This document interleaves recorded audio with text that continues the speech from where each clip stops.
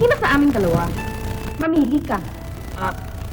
Teka, hindi kasi ako makapili sa inyong dalawa eh. Boss, hirapan ka bang pumili? Uy. Gusto mo ako pumili? Oh, sige.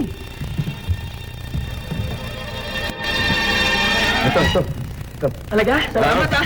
Ito akin. Ayun isa.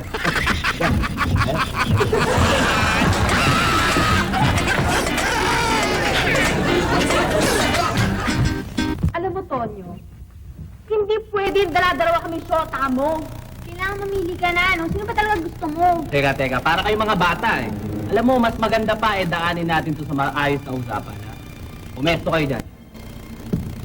Sino sa dalawa ang asawa ko? Ito o ito?